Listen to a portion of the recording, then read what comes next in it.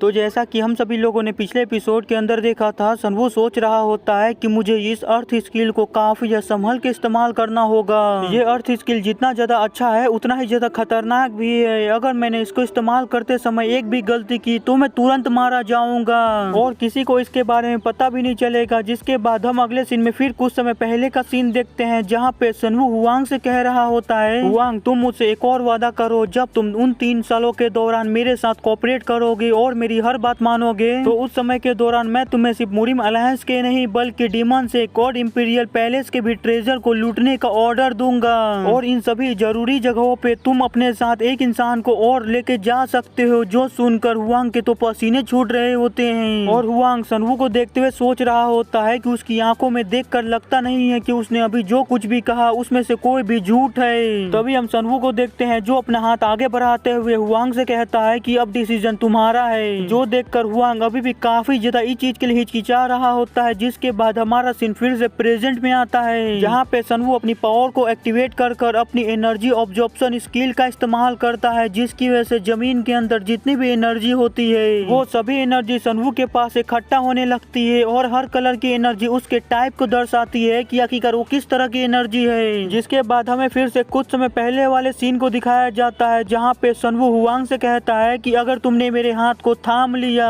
तो इससे काफी बड़ी आग लग जाएगी, लेकिन तुम इस बात को भी याद रखना कि ये एक ऐसा ऑफर है जिसको तुम कभी भी ठुकरा नहीं सकते हो। जो सुनकर हुआंग इस चीज के लिए मान जाता है और वो सनवू के ऑफर को स्वीकार कर लेता है। जिसके बाद वो अपने दादाजी मतलब अपने टीचर को याद करते हुए सोच रहा होता है कि टीचर मुझे लगता है कि मैं एक डीमन से मिल चुका हूँ। जिसके बाद यहीं पे हमारा सीन शिफ्ट होके हमें अगले सीन में मी का सीन दिखाया जाता है, जहाँ पे उसकी हालत काफी ज्यादा खराब होती है क्योंकि उसकी भी फाइट एक स्केलेटन से हो रही होती है, जो कि एक काफी ज्यादा पावरफुल स्केलेटन होता है और वो बड़ी ही आसानी से मी को डोमिनेट कर रहा होता है और मी उससे फाइट करते हुए सोच रही होती है कि ये स्केलेटन एक पीक लेवल का मार्शल आर्टिस्ट है। और सबसे ज्यादा चौंका देने वाली बात तो यह है कि जो ये स्केलेटन मार्शल आर्ट का इस्तेमाल कर रहा है वो भी पीक लेवल से ऊपर की मार्शल आर्ट है, जिसकी वजह से इसकी जो पावर है वो एक अलग ही लेवल पे चली जाती है और ये काफी ज्यादा पावरफुल अटैक कर पा रहा है। जिसकी वजह से अगर ये फाइट ऐसी ही चलती रहे तो मुझे नहीं लगता कि मैं इस स्केलेटन को हरा पाऊंगी और ये स्केलेटन मुझे बड़ी आसानी से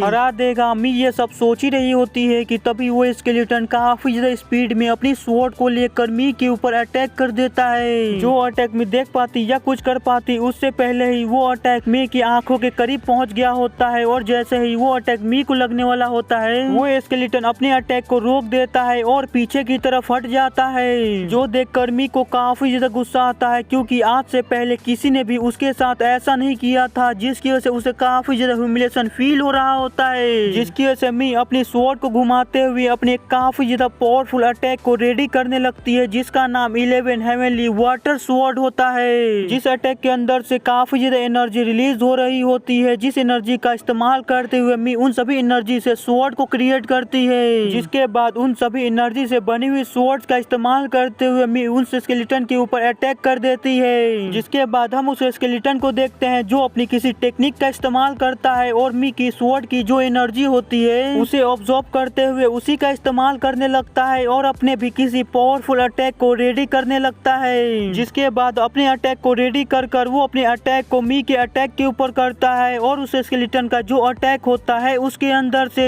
बिल्कुल एक लेजर लाइट की तरह स्पीड से एक अटैक होता है, जो अटैक मी के सभी अटैकों को काटते हुए मी के ऊपर अटैक करता है। जिस अटैक को मी ब्लॉक करते हुए हैरान होते हुए सोच रही होती है कि मैंने जितने भी हैंडलेस स्वॉर्ड को क्रिएट किया था वो सभी एक ही झटके में डिस्ट्रॉय हो गए। जिसके बाद मी बड़ी मुश्किल से उस अटैक को रोक पाती है, लेकिन मी जैसे ही उस अटैक को रोकती है वो स्केलेटन बहुत ही तेजी से मी के ऊपर से एक और अटैक करने वाला होता है। जो देखकर मी को अपने सामने अपना अंत दिखने लगता है। जो देखकर मी सोच रही होती है मेरी जो अभी करंट ताकत है वो मुझे नहीं लगता कि इस स्केलेटन को हराने के लिए पूरी तरह से इनफ है। लगता है कि मेरा अंत आ चुका है, अब मैं यहीं पे मरने वाली हूँ। जिसके बाद मी अपनी आंखों को बंद कर लेती है। मी अपनी आंखों को जैसे ही बंद करती है मी को सनवू की कही हुई बातें याद आने लगती है, जहाँ पे सनवू मी से कह रहा होता है आखिरकार तुमने बिना लड़े हार मानने की ये आदत कहाँ से सीखी है। अगर तुम्हारे अटैक विफल होते हैं, अगर तुम्हारे अटैक काम नहीं करते हैं तो कोई और रास्ता ढूंढो जिसकी मदद से तुम दुश्मन से फाइट कर पाओ, लेकिन ये हार मानना कैसा है बिना फाइट किए। तुम स्वॉर्ड चलाने में काफी ज्यादा अच्छी हो, लेकिन तुमने आज तक अपनी स्वॉर्ड को नहीं समझा है। क्या तुम्हारी स्वॉर्ड हमेशा से सुंदरता पे ही निर्भर थी? जो सुनकर मी को अपनी आइस पावर के बारे में याद आता है, जो याद आकर मी सोच रही होती है कि आखिरकार उस इंसान को इसके बारे में कब से पता था।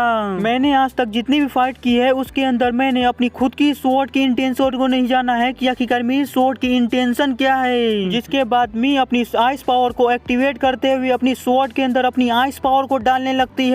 और फिर उसके बाद उसी से उस स्केलेटन के अटैक के ऊपर अटैक करती है, जिसकी वजह से मी अपनी आइस पावर की मदद से उस अटैक को ब्लॉक कर लेती है और मी अब उस स्केलेटन को काफी ज्यादा कड़ी टक्कर दे पा रही होती है और वो दोनों ही एक दूसरे को पीछे धकेलने की कोशिश कर रहे होते हैं। तभी हमें बताया जाता है कि नॉर्थ के अंदर बिग डीपर जो माउंटेन है वहाँ पे गति के हिसाब से मौसम चेंज होती रहती है और वहीं पे मुई यांग सेगा क्लैन जो है उससे कॉम्बैट स्किल के अंदर काफी ज्यादा निपुण माना जाता है और इन्हें मार्शल आर्ट के अंदर इनलाइटमेंट मिलती है और इन्हें इसी नाम से बुलाया जाता है क्योंकि इनके पास ये जो स्किल है उसकी मदद से जो ये अपने ओपोनेंट से फाइट करते हैं ये लोग उसकी स्किल को स्टडी कर सकते हैं और ये लोग अपने हिसाब से उस चीज को चेंज कर सकते हैं। और वहीं पे मी को स्केलेटन के साथ ट्रेनिंग के दौरान इस चीज का रियलाइज होता है और उसे इस चीज का मतलब समझ में आता है कि आखिरकार ये स्किल है क्या और इस स्किल को कहा क्या जाता है। इस स्किल का नाम द कंट्रोल है और इसी के दौरान हम देखते हैं कि मी अपनी इसी यूनिक स्किल की मदद से उस स्केलेटन के एक हाथ को काट देती है और इस स्केलेटन को हरा देती है। जिसके बाद मी इस चीज को देखकर खुश होते हुए सोच रही होती है कि मैंने अपनी सारी हदों को पार कर दिया है और अब मैं पहले से काफी ज्यादा पावरफुल महसूस कर रही हूँ और साथ ही साथ मुझे ये देखकर काफी ज्यादा खुशी हो रही है कि ये स्केलेटन इतना ज्यादा पावरफुल था। ये स्केलेटन एक पीक लेवल का मार्शल आर्टिस्ट था और बस इतना ही नहीं, इसके पास पीक लेवल से ऊपर की मार्शल आर्ट भी थी जिसकी वजह से इसकी पावर एक अलग ही लेवल पे चली जाती है।